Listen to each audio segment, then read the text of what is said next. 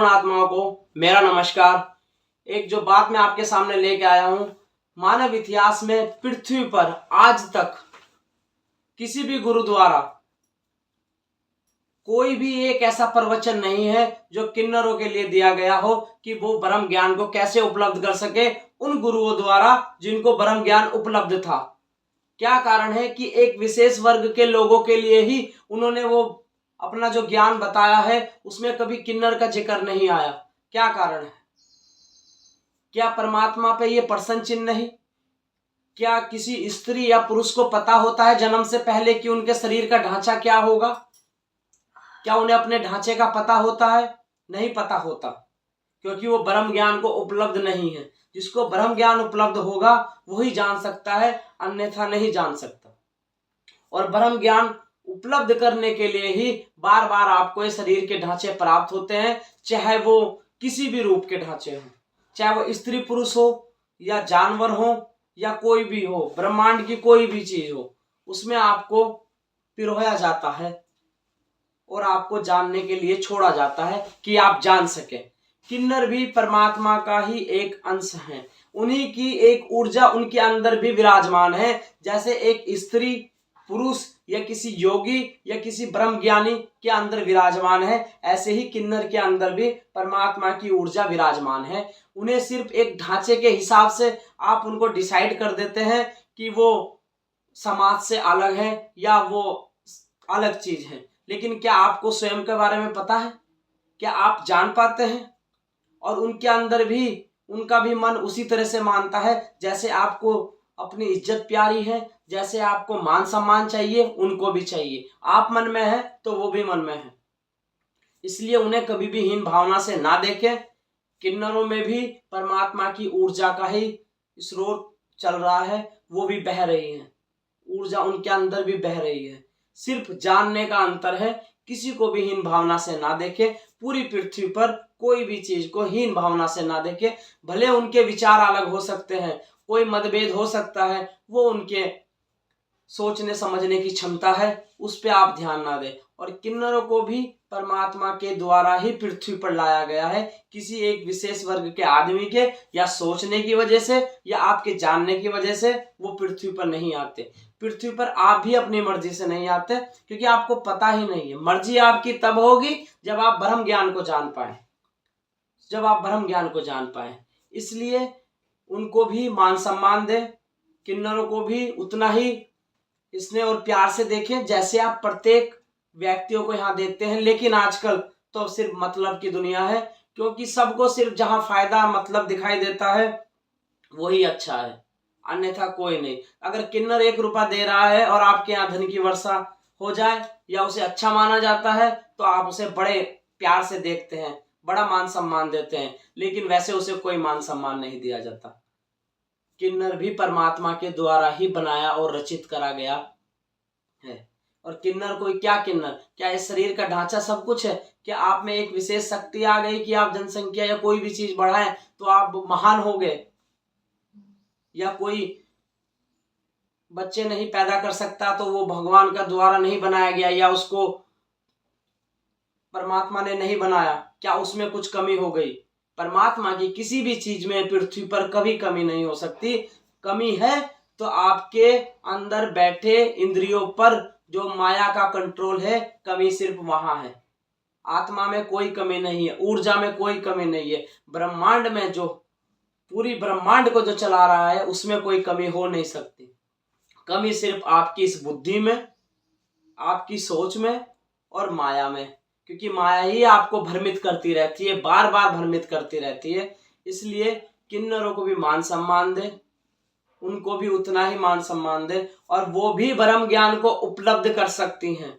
अगर वो भी चाहें तो ब्रह्म ज्ञान को वो भी उपलब्ध कर सकते हैं। शरीर के ढांचे से ब्रह्म ज्ञान का दूर दूर तक कोई संबंध नहीं होता। शरीर सिर्फ दिया जाता है, सिर्फ दिया जाता है आपको यहाँ अनुभवकर्ता के रूप में। वो भी अनुभव करते हैं, वो भी खाना खाते हैं, वो भी, उनको भी अनुभव है, आपको भी अनुभव है। लेकिन क्या किसी ने जहाज में बैठ के अनुभव कर लिया और किसी ने जहाज में नहीं बैठ के किया, तो क्या परमात्मा के उस पे प्रश्न चिन्ह लग जाएगा कि ये व्यक्ति कोई खास नहीं?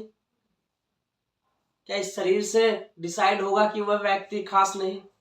खास है। जिस दिन वो जान जाएगा, जिस दिन वो दृष्टा हो जाएगा, चाहे किन्नर है, चाहे स्त्री पुरुष है, या ब्रह्मांड में कोई भी है, अगर वो ये जान जाएगा कि मैं एक दृष्टा यानी साक्षी हूं, तो वो उस चीज को प्राप्त कर लेगा जिसके लिए बार बार आपको यहाँ शरीर का एक ढांचा मिलता है। सिर्फ एक ढांचा, ये शरीर एक ढांचा है। आपकी आत्मा निकलने के बाद इसकी कोई वैल्यू होती भी नहीं, तुरंत इसमें दुर्गंध आनी शुरू हो जाती है, जिसको आपके जितना भी आपसे कोई प्यार करता हो, सिर्फ वो इस दुर्गंध को दूर कर देगा, इससे दूर होने की कोशिश करेगा, क्योंकि प्यार किससे था पता नहीं। 99% को पता ही नहीं होता कि मुझे प्यार था किससे, प्यार किससे था नहीं पता, क्योंकि जो आदमी स्वयं को नहीं जान सका वही इनमें भेद पैदा करता है, और वही शरीरों में भेद पैदा करता है, वही पद में भेद पैदा करता है। दृष्टा को कोई पद की आवश्यकता नहीं, दृष्टा को कोई इस शरीर के कोई भेदभाव की कोई आवश्यकता नहीं, वो पूरे ब्रह्मांड के लिए होता है, पृथ्वी पर पूरे ब्रह्मांड के लिए।